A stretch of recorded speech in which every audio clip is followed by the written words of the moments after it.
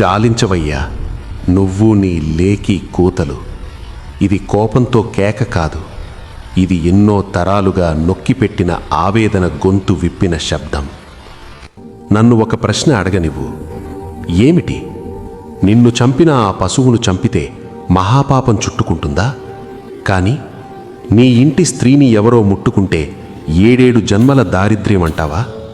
మరి మా ఇంటి ఆడబిడ్డను మాత్రం 7 తరాలు దేవదాసిగా, మాతంగిగా, జోగినిగా, భోగినిగా, భక్తి అనే ముసుగులో మార్చడం పాపం కాదా?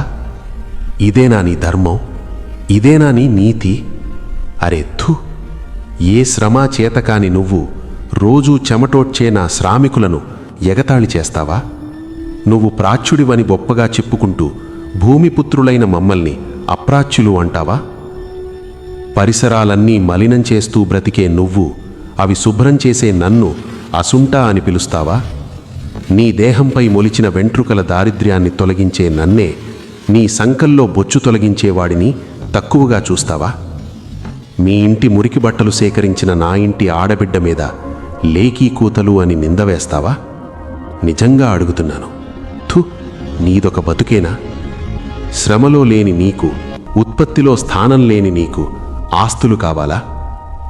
సంపద సృష్టించే నా బహుజన వర్గం ఆస్తి కలిగి ఉండకూడదని స్మృతి గ్రంథాలు రాస్తావా? సమాజానికి పౌష్టికాహారం అందిస్తున్న నా సోదరుణ్ణి వేపకాయంత వెర్రితో పోలుస్తావా? మేము భూమి బిడ్డలం, ఉత్పత్తి శక్తుల సమూహం. ఏకమవుతున్న ప్రతిసారి జాతి మతాల పేరుట కలహాలు రేపుతావా? ఇది కవిత కాదు, ఇది ఒక ప్రశ్న, ఇది ఒక నిరసన, ఇది ఒక హెచ్చరిక.